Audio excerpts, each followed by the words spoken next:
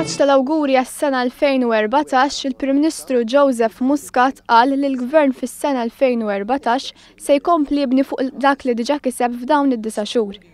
Il-Prim Ministru qal li l-Gvern hu determinat li l-isptar tagħna joffri l-aqwa servizzi sabiex ħadd ma jeqpa' jbati minn dewmien. Matul din is-sena l-ġdida l-Gvern se jiffoka ħafna aktar fuq il-qasam tas-saħħa. Għad hemm min ma jinqedix bl-aħjar mod u fil-ħin. Għad hemm min qed jibati. Nifhmu li għad hemm ħafna xogħol li jrid isir u 9 xhur ma kinux biżżejjed biex jissolvew. Iżda determinati li naslu biex l-isptarijiet tagħna joffru l-aqwa servizz lill-pazjenti kollha fil-ħin. Spjega kif is-sena 2013 kienet sena rekord fil-qasam tat-turiżmu, bl-isfida tal-Gvern għal din is-sena se tkun it-tkabbir ekonomiku. Fiduċjużi li fix-xhur li ġejjin miżuri targeted li ħadna fl-ewwel budget. Se nkomplu ngħinu biex inkomplu nkabbru l-ekonomija li din tilħaq lil kulħadd b'mod li jkollna aktar xogħol u xogħol aħjar. Il-Prim Ministru żied jgħid li din is-sena l-Gvern ħadem sabiex jgħin aktar familji, mod partikolari fil-prezz stabbli tal-fuels u bżieda tal-istupendju. Għandna miri ambizzjużi biex ngħinu lill-familji. Se nraħħsu il-kontijiet tad-dawl tal-ilma minn din is-sena l-ġdida. Żammejna l-prezzijiet tal-fuel stabbli għall-aħħar 3 xhur tas-sena 2013 u għall-ewwel 3 xhur ta' din is-sena 2014. Tajna inċentivi qawwija għal min irid jaħdem biex nagħtu sinjal li nippremjaw lil min hu bieżel, lil min irid jaħdem. Żidna l-istipendji.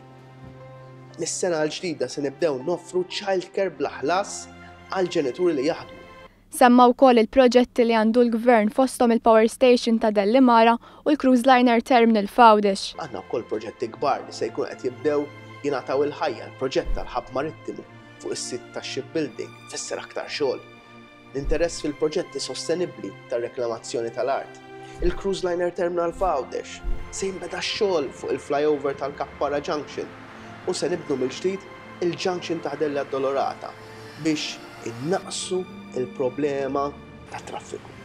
Se jinbeda x-xogħol fuq unit ġdida fil-Power Station ta' Dellimara li se tiġġenera l-elettriku bil-gass biex jkollna arja aktar nadifa. Matul din is-sena l-Gvern ħadem sabiex daħħal il-liġi tal-Whistleblower Act kif ukoll daħħal l-Unjoni Ċivili. Xhur biex neqirdu l-korruzzjoni politika f'pajjiżna, neħħejna il-preskrizzjoni fuq reati ta' korruzzjoni fuq il-politiċi u daħħalna l-Whistleblowers Act. Il-pass li jmiss huwa li se nkunu qed indaħħlu liġi dwar il-finanzjament tal-partiti. Tajna drittijiet ċivili ġodda biex pajjiżna neħħu d-diskriminazzjoni u ndaħħlu ugwaljanza mhux biss fid-diskors iżda bil-fatti. Semma kif is-sena li ġejja se nfakru avvenimenti bħal 50 sena mill-indipendenza, l-40 sena mir-Repubblika, il-35 sena mill-Ħelsien u l-10 sena anniversarju midħul ta' Malta fl-Unjoni Ewropea. Dawn l-avvenimenti se jkunu qegħdin jaqduna bħala nazzjon. Huma kollha il-ħoloq li jagħmlulna ġens wieħed, katina waħda soda li ma tinħax. Se nfakru dawn l-avvenimenti ta' ġensna b'dinjità bħala pajjiż u poplu wieħed maqut. Fejn se nuru li dawn il-kisbiet ta' dan il-poplu indipendenti, repubblikan, ħieles u Ewropew huma ta' kulħadd, huma tagħna l-kull. Il-poplu Malti huwa poplu biżel u ta' aspirazzjoni. Xhieda ta' dan kienet il-ħidma tal-Forzi Armati ta' Malta biex salvaw mijiet ta' migranti mill-għarqa. Bil-poplu tagħna, poplu biżel li huwa ta' aspirazzjoni għal min jmexxih. Poplu li kien irrappreżentat mill-qlubija ta' armata li salvat mijiet ta' persuni minn għarqa u mewt ċerta f'Ottubru li għadda.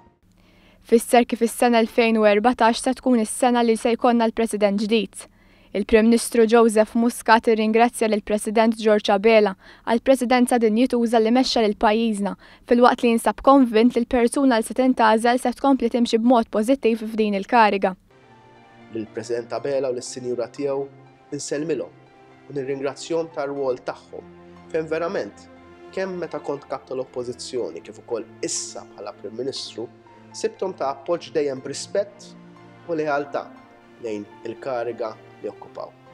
Dan jfisser li se jkollna President ġdid matul l-2014. President li jrid jaqdi dmirijiet u jew dmirijiet għall-Istat b'mod li jkun il-fuq mill-politika partiġjan. Finalment il-Prim Ministru Joseph Muscat awgura lill poplu Malti sena ġdida mill-aqwa u sostna se jibqa' jkun onest u jżomm is-sens ta' dialogu. Sena l-ġdida għalhekk se nilqawha b'entużjażmu. F'kull qasam se nibqgħu nkunu onesti u franki magħkom. Se nibqgħu nżommu dialogu miftuħ magħkom. Nkunu prattiċi dwar it-triq li konna qudiemna. Flimkien għandna ngħaddu sena ta' sfidi u opportunitajiet u noħorġu minnha aktar saħħitna, aktar iffokati fuq kif ħammexxu il-qudiem lil dan il-pajjiż. Fismi, fissem Marti, fissem il-familja tiegħi, fissem il-gvern li mmexxi, nixtieqilkom il-koll lilkom u l-familji tagħkom sena ġdida mimlija paċi, għena u ġid.